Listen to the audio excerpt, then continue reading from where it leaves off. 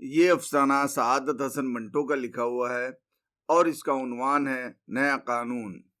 منگو کوچوان اپنے اڈے میں بہت عقل مند سمجھا جاتا تھا۔ گو اس کی تعلیمی حیثیت صفر کے برابر تھی اور اس نے کبھی اسکول کا منہ بھی نہیں دیکھا تھا، لیکن اس کے باوجود اسے دنیا بھر کی چیزوں کا علم تھا۔ اڈے کے وہ تمام کوچوان جن کو یہ جاننے کی خواہش ہوتی تھی کہ دنیا کے اندر کیا ہو رہا ہے، استاد منگو کی وسیع معلومات سے اچھی طرح واقف تھے۔ پچھلے دنوں جب استاد منگو نے اپنی ایک سواری سے اسپین میں جنگ چھڑ جانے کی افواہ سنی تھی تو اس نے گاما چودھری کے چوڑے کندھے پر تھپکی دے کر معتبرانہ انداز میں پیشن گوئی کی تھی۔ دیکھ لینا چودھری، تھوڑے ہی دنوں میں اسپین میں جنگ چھڑ جائے گی۔ اور جب گاما چودھری نے اس سے یہ پوچھا تھا کہ اسپین کہاں واقع ہے تو استاد منگو نے بڑی متانت سے جواب دیا تھا، ولایت میں، اور کہاں؟ اسپین میں جنگ چھڑ گئی۔ اور جب ہر شخص کو اس کا پتہ چل گیا تو اسٹیشن کے اڈے میں جتنے کوچوان ہلکا بنائے حقہ پی رہے تھے، دل ہی دل میں استاد منگو کی بڑائی کا اعتراف کر رہے تھے۔ اور استاد منگو اس وقت مال روڈ کی چمکیلی سطح پر تانگا چلاتے ہوئے اپنی سواری سے تازہ ہندو مسلم فسادات پر تبادلہ خیال کر رہا تھا۔ اس روز شام کے قریب جب وہ اڈے میں آیا تو اس کا چہرہ غیر معمولی طور پر تمتمایا ہوا تھا۔ حقے کا دور چلتے چلتے جب ہندو مسلم فساد کی بات چڑھی تو استاد منگو نے سر پر سے خاکی پگڑی اتاری اور بغل میں دبا کر بڑے مفکرانہ لہجے میں کہا، یہ کسی پیر کی بددعا کا نتیجہ ہے کہ آئے دن ہندوؤں اور مسلمانوں میں چاقو اور چھریاں چلتے رہتے ہیں، اور میں نے اپنے بڑوں سے سنا ہے کہ اکبر بادشاہ نے کسی درویش کا دل دکھایا تھا اور اس درویش نے جل کر یہ بددعا دی تھی، جا تیرے ہندوستان میں ہمیشہ فساد ہی ہوتے رہیں گے۔ اور دیکھ لو، جب سے اکبر بادشاہ کا راج ختم ہوا ہے ہندوستان میں فساد پر فساد ہوتے رہے ہیں۔ یہ کہہ کر اس نے ٹھنڈی سانس بھری اور پھر حقے کا دم لگا کر اپنی بات شروع کی۔ یہ کانگریس ہندوستان کو آزاد کرانا چاہتے ہیں۔ میں کہتا ہوں اگر یہ لوگ 1000 سال بھی سر پٹکتے رہے تو کچھ نہ ہوگا۔ بڑی سے بڑی بات یہ ہوگی کہ انگریز چلا جائے گا اور کوئی اٹلی والا آ جائے گا یا وہ روس والا جس کی بابت میں نے سنا ہے کہ بہت تگڑا آدمی ہے، لیکن ہندوستان سدا غلام رہے گا۔ ہاں، میں یہ کہنا بھول ہی گیا کہ پیر نے یہ بددعا بھی دی تھی کہ ہندوستان پر ہمیشہ باہر کے آدمی راج کرتے رہیں گے۔ استاد منگو کو انگریزوں سے بڑی نفرت تھی اور اس نفرت کا سبب تو وہ یہ بتلایا کرتا تھا کہ وہ اس کے ہندوستان پر اپنا سکہ چلاتے ہیں اور طرح طرح کے ظلم ڈھاتے ہیں، مگر اس کے تنفر کی سب سے بڑی وجہ یہ تھی کہ چھاونی کے گورے اسے بہت ستایا کرتے تھے۔ وہ اس کے ساتھ ایسا سلوک کرتے تھے گویا وہ ایک ذلیل کتا ہے۔ اس کے علاوہ اسے ان کا رنگ بھی بالکل پسند نہ تھا۔ جب کبھی وہ گورے کا سرخ و سفید چہرے کو دیکھتا تھا تو اسے متلی سی آ جاتی۔ نہ معلوم کیوں وہ کہا کرتا تھا کہ ان کے لال جھریوں بھرے چہرے کو دیکھ کر مجھے وہ لاش یاد آ جاتی ہے جس کے جسم پر سے اوپر کی جھلی گل گل کر جھڑ رہی ہو۔ جب کسی شرابی گورے سے اس کا جھگڑا ہو جاتا تو سارا دن اس کی طبیعت مقدر رہتی اور وہ شام کو اڈے میں آ کر ہل مار کر سگریٹ پیتا یا حقے کے کش لگاتے ہوئے اس گورے کو جی بھر کر سنایا کرتا۔ یہ موٹی گالی دینے کے بعد وہ اپنے سر کو ڈھیلی پگڑی سمیت جھٹکا دے کر کہا کرتا تھا، آگ لینے آئے تھے، اب گھر کے مالک ہی بن گئے ہیں۔ ناک میں دم کر رکھا ہے ان بندروں کی اولاد نے، یوں روب گانٹتے ہیں گویا ہم ان کے باوا کے نوکر ہیں۔ اس پر بھی اس کا غصہ ٹھنڈا نہیں ہوتا تھا۔ جب تک اس کا کوئی ساتھی اس کے پاس بیٹھا رہتا وہ اپنے سینے کی آگ اگلتا رہتا۔ شکل دیکھتے ہو نا تم اس کی، جیسے کوڑ ہو رہا ہے، بالکل مردار، ایک دھپے کی مار اور گٹ پٹ یوں بک رہا تھا جیسے ماری ڈالے گا۔ تیری جان کی قسم، پہلے پہل جی میں آئی کہ ملاؤن کی کھوپڑی کے پرزے اڑا دوں، لیکن اس خیال سے ٹل گیا کہ اس مردود کو مارنا اپنی ہتک ہے۔ یہ کہتے کہتے تھوڑی دیر کے لیے وہ خاموش ہو جاتا اور ناک کو خاکی قمیص کی آستین سے صاف کرنے کے بعد پھر بڑبڑانے لگ جاتا۔ قسم ہے بھگوان کی، ان لاٹ صاحبوں کے ناز اٹھاتے اٹھاتے تنگ آ گیا ہوں۔ جب کبھی ان کا منحوس چہرہ دیکھتا ہوں رگوں میں خون کھولنے لگ جاتا ہے۔ کوئی نیا قانون وانون بنے تو ان لوگوں سے نجات ملے، تیری قسم جان میں جان آ جائے۔ اور جب ایک روز استاد منگو نے کچہری سے اپنے تانگے پر 2 سواریاں لا دی اور ان کی گفتگو سے اس کو پتا چلا کہ ہندوستان میں جدید آئین نافذ ہونے والا ہے تو اس کی خوشی کی کوئی انتہا نہ رہی۔ دو مارواڑی جو کچہری میں اپنے دیوانی مقدمے کے سلسلے میں آئے تھے، گھر جاتے ہوئے جدید آئین یعنی انڈیا ایکٹ کے بارے میں آپس میں بات چیت کر رہے تھے۔ سنا ہے کہ 1 اپریل سے ہندوستان میں نیا قانون چلے گا۔ کیا ہر چیز بدل جائے گی؟ ہر چیز تو نہیں بدلے گی، مگر کہتے ہیں کہ بہت کچھ بدل جائے گا اور ہندوستانیوں کو آزادی مل جائے گی۔ کیا بیاج کے متعلق بھی کوئی نیا قانون پاس ہوگا؟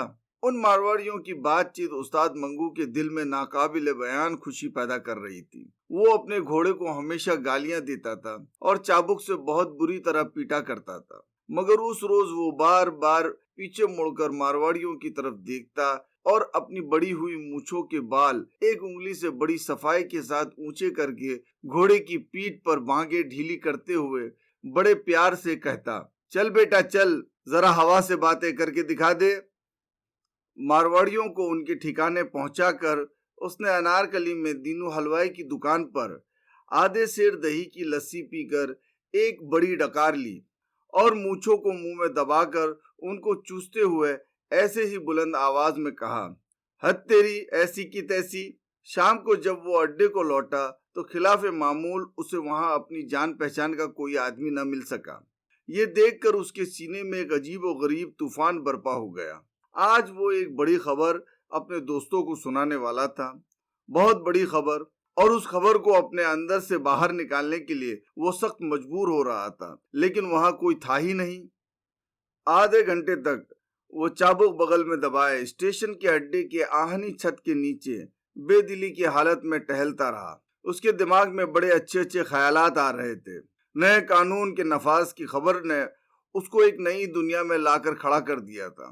وہ اس نئے قانون کے متعلق جو 1 اپریل کو ہندوستان میں نافذ ہونے والا تھا، اپنے دماغ کی تمام بتیاں روشن کر کے غور و فکر کر رہا تھا۔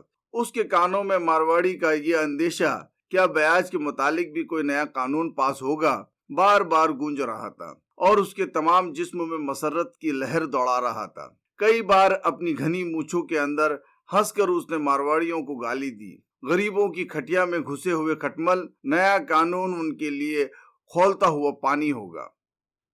وہ بے حد مسرور تھا، خاص کر اس وقت اس کے دل کو بہت ٹھنڈک پہنچتی جب وہ خیال کرتا کہ گوروں، سفید چوہوں، وہ ان کو اسی نام سے یاد کرتا تھا کہ تھوتنیاں نئے قانون کے آتے ہی بلوں میں ہمیشہ کے لیے غائب ہو جائیں گی۔ جب نتھو گنجا پگڑی بغل میں دبائے اڈے میں داخل ہوا تو استاد منگو بڑھ کر اس سے ملا اور اس کا ہاتھ اپنے ہاتھ میں لے کر بلند آواز سے کہنے لگا، لا ہاتھ ادھر، ایسی خبر سناؤں کہ جی خوش ہو جائے، تیری اس گنجی کھوپڑی پر بال اگائیں۔ اور یہ کہہ کر منگو نے بڑے مزے لے کر نئے قانون کے متعلق اپنے دوست سے باتیں کرنا شروع کر دی۔ دوران گفتگو میں اس نے کئی مرتبہ نتھو گنجے کے ہاتھ پر زور سے اپنا ہاتھ مار کر کہا، تو دیکھتا رہ کیا بنتا ہے، یہ روس والا بادشاہ کچھ نہ کچھ ضرور کر کے رہے گا۔ استاد منگو موجودہ سوویت نظام کی اس طرح کی سرگرمیوں کے متعلق بہت کچھ سن چکا تھا اور اسے وہاں کے نئے قانون اور دوسری نئی چیزیں بہت پسند تھی۔ اس لیے اس نے روس والے بادشاہ کو انڈیا ایکٹ یعنی جدید آئین کے ساتھ ملا دیا اور 1 اپریل کو پرانے نظام میں جو نئی تبدیلیاں پیدا ہونے والی تھی وہ انہیں روس والے بادشاہ کے اثر کا نتیجہ سمجھتا تھا۔ کچھ عرصے سے پیشاور اور دیگر شہروں میں سرخ پوشوں کی تحریک جاری تھی۔ استاد منگو نے اس تحریک کو اپنے دماغ میں روس والے بادشاہ اور پھر نئے قانون کے ساتھ خلط ملط کر دیا تھا۔ اس کے علاوہ وہ جب کبھی کسی سے سنتا کہ فلاں شہر میں اتنے بمساز پکڑے گئے ہیں یا فلاں جگہ اتنے آدمیوں پر بغاوت کے الزام میں مقدمہ چلایا گیا ہے تو ان تمام واقعات کو نئے قانون کا پیش خیمہ سمجھتا اور دل ہی دل میں بہت خوش ہوتا تھا۔ ایک روز اس کے تانگے میں 2 بیرسٹر بیٹھے نئے آئین پر بڑے زور سے تنقید کر رہے تھے اور وہ خاموشی سے ان کی باتیں سن رہا تھا۔ ان میں سے ایک دوسرے سے کہہ رہا تھا، جدید آئین کا دوسرا حصہ فیڈریشن ہے جو میری سمجھ میں ابھی تک نہیں آیا۔ ایسی فیڈریشن دنیا کی تاریخ میں آج تک نہ سنی نہ دیکھی گئی ہے۔ سیاسی نظریے کے اعتبار سے بھی یہ فیڈریشن بالکل غلط ہے، بلکہ یوں کہنا چاہیے کہ یہ کوئی فیڈریشن ہے ہی نہیں۔ ان بیرسٹروں کے درمیان جو گفتگو ہوئی، چونکہ اس میں سے بیشتر الفاظ انگریزی کے تھے، اس لیے استاد منگو صرف اوپر کے جملے ہی کو کسی قدر سمجھا، اور اس نے خیال کیا کہ یہ لوگ ہندوستان میں نئے قانون کی آمد کو برا سمجھتے ہیں اور نہیں چاہتے ہیں کہ ان کا وطن آزاد ہو۔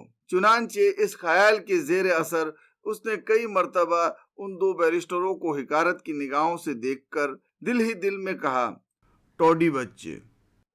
جب کبھی وہ کسی کو دبی زبان میں ٹوڈی بچہ کہتا تو دل میں یہ محسوس کر کے بڑا خوش ہوتا تھا کہ اس نے اس نام کو صحیح جگہ استعمال کیا ہے، اور یہ کہ وہ شریف آدمی اور ٹوڈی بچے میں تمیز کرنے کی اہلیت رکھتا ہے۔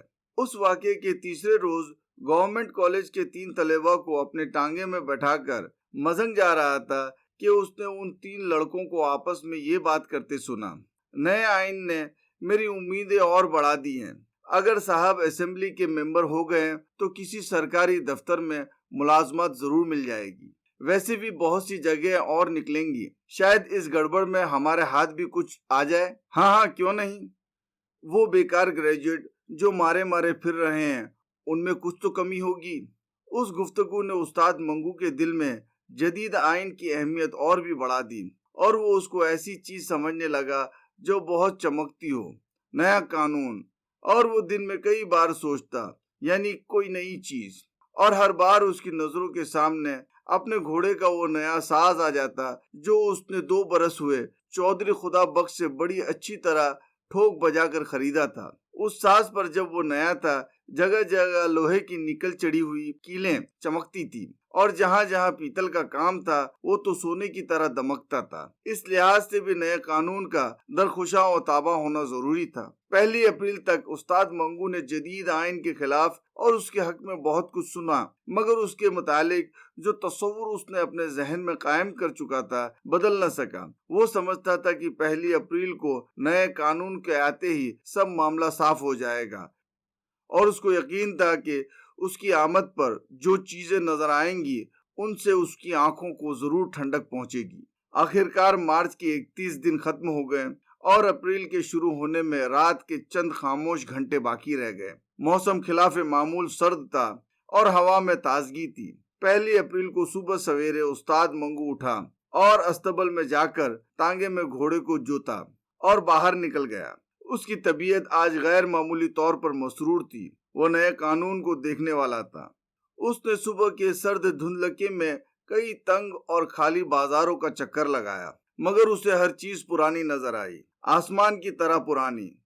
اس کی نگاہیں آج خاص طور پر نیا رنگ دیکھنا چاہتی تھی، مگر سوائے اس کلگی کے جو رنگ برنگ کے پروں سے بنی تھی اور اس کے گھوڑے کے سر پر جمی ہوئی تھی، اور سب چیزیں پرانی نظر آتی تھی۔ یہ نئی کلگی اس نے نئے قانون کی خوشی میں 31 مارچ کو چودھری خدا بخش سے 14.5 آنے میں خریدی تھی۔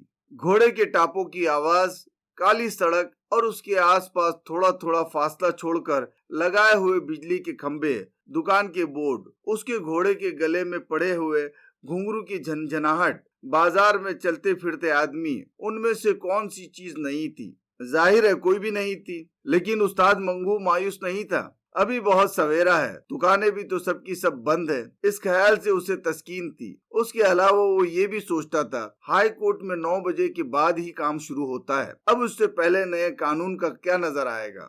جب اس کا ٹانگا گورنمنٹ کالج کے دروازے پر پہنچا تو کالج کی گھڑیال نے بڑی رونق سے 9 بجائے۔ جو طلبہ کالج کے بڑے دروازے سے باہر نکل رہے تھے خوش پوش تھے، مگر استاد منگو کو نہ جانے ان کے کپڑے میلے میلے سے کیوں نظر آئے۔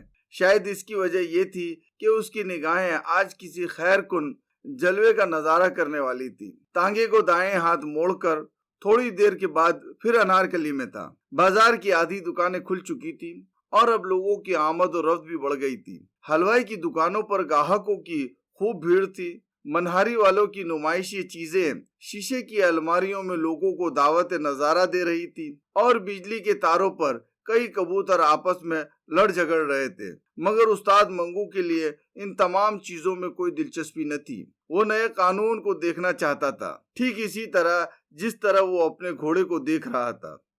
جب استاد منگو کے گھر میں بچہ پیدا ہونے والا تھا تو اس نے 4-5 مہینے بڑی بے قراری میں گزارے تھے۔ اس کو یقین تھا کہ بچہ کسی نہ کسی دن ضرور پیدا ہوگا، مگر وہ انتظار کی گھڑیاں نہیں کاٹ سکتا تھا۔ وہ چاہتا تھا کہ اپنے بچے کو صرف ایک نظر دیکھ لے، اس کے بعد وہ پیدا ہوتا رہے۔ چنانچہ اسی غیر مغلوب خواہش کی زیر اثر اس نے کئی مرتبہ اپنی بیمار بیوی کے پیٹ کو دبا دبا کر اور اس کے اوپر کان رکھ رکھ کر اپنے بچے کے متعلق کچھ جاننا چاہا تھا، مگر ناکام رہا تھا۔ ایک مرتبہ وہ انتظار کرتے کرتے اس قدر تنگ آ گیا کہ اپنی بیوی پر برس بھی پڑا تھا۔ تو ہر وقت مردے کی طرح پڑی رہتی ہے، اٹھ ذرا چل پھر، تیرے انگ میں تھوڑی سی طاقت تو آئے، یوں تختہ بنے رہنے سے کچھ نہ ہو سکے گا۔ تو سمجھتی ہے کہ اس طرح لیٹے لیٹے بچہ جن دے گی؟ استاد منگو طبیعتاً بہت جلد باز واقع ہوا تھا۔ وہ ہر سبب کی عملی تشکیل دیکھنے کا نہ صرف خواہش مند تھا بلکہ متجسس تھا۔ اس کی بیوی گنگاوتی اس کی اس قسم کی بے قراریوں کو دیکھ کر عام طور پر یہ کہا کرتی تھی، ابھی کنواں کھودا نہیں گیا اور تم پیاس سے بے حال ہو رہے ہو۔ کچھ بھی ہو، مگر استاد منگو نئے قانون کے انتظار میں اتنا بے قرار نہیں تھا جتنا کہ اسے اپنی طبیعت کے لحاظ سے ہونا چاہیے تھا۔ وہ آج نئے قانون کو دیکھنے کے لیے گھر سے نکلا تھا، ٹھیک اسی طرح جیسے گاندھی یا جواہر لال کے جلوس کا نظارہ کرنے کے لیے نکلتا تھا۔ لیڈروں کی عظمت کا اندازہ استاد منگو ہمیشہ ان کے جلوس کے ہنگاموں اور ان کے گلے میں ڈالے ہوئے پھولوں کے ہاروں سے کیا کرتا تھا۔ اگر کوئی لیڈر گیندے کے پھولوں سے لدا ہو تو استاد منگو کے نزدیک وہ بڑا آدمی ہے، اور اگر کسی لیڈر کے جلوس میں بھیڑ کے باعث 2-3 فساد ہوتے ہوتے رہ جائیں تو اس کی نگاہ میں وہ اور بھی بڑا تھا۔ انار گلی سے نکل کر وہ مال روڈ کی چمکیلی سطح پر اپنے تانگے کو آہستہ آہستہ چلا رہا تھا کہ موٹروں کی دکان کے پاس اسے چھاونی کی ایک سواری مل گئی۔ کرایہ طے کرنے کے بعد اس نے اپنے گھوڑے کو چابک دکھایا اور دل میں یہ خیال کیا، چلو یہ بھی اچھا ہوا، شاید چھاونی ہی سے نئے قانون کا کچھ پتہ چل جائے۔ چھاونی پہنچ کر استاد منگو نے سواری کو اس کی منزل مقصود پر اتار دیا اور جیب سے سگریٹ نکال کر بائیں ہاتھ کی آخری 2 انگلیوں میں دبا کر سلگایا اور اگلی نشست کے گدے پر بیٹھ گیا۔ جب استاد منگو کو کسی سواری کی تلاش نہیں ہوتی تھی یا اسے کسی بیتے ہوئے واقعے پر غور کرنا ہوتا تھا تو وہ عام طور پر اگلی نشست چھوڑ کر پچھلی نشست پر بڑے اطمینان سے بیٹھ کر اپنے گھوڑے کی باگیں دائنے ہاتھ کے گرد لپیٹ لیا کرتا تھا۔ ایسے موقعوں پر اس کا گھوڑا تھوڑا سا ہنہنانے کے بعد بڑی دھیمی چال چلنا شروع کر دیتا تھا، گویا اسے کچھ دیر کے لیے بھاگ دوڑ سے چھٹی مل گئی۔ گھوڑے کی چال اور استاد منگو کے دماغ میں خیالات کی آمد بہت سست تھی۔ جس طرح گھوڑا آہستہ آہستہ قدم اٹھا رہا تھا، اسی طرح استاد منگو کے ذہن میں نئے قانون کے متعلق نئے قیاسات داخل ہو رہے تھے۔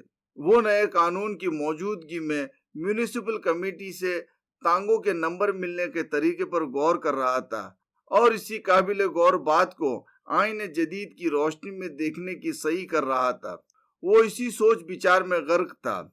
اسے یوں معلوم ہوا جیسے کسی سواری نے اسے بلایا ہے۔ پیچھے پلٹ کر دیکھنے سے اسے سڑک کے اس طرف دور بجلی کے کھمبے کے پاس ایک گورا کھڑا نظر آیا جو اسے ہاتھ سے بلا رہا تھا۔ جیسا کہ بیان کیا جا چکا ہے، استاد منگو کو گوروں سے بے حد نفرت تھی۔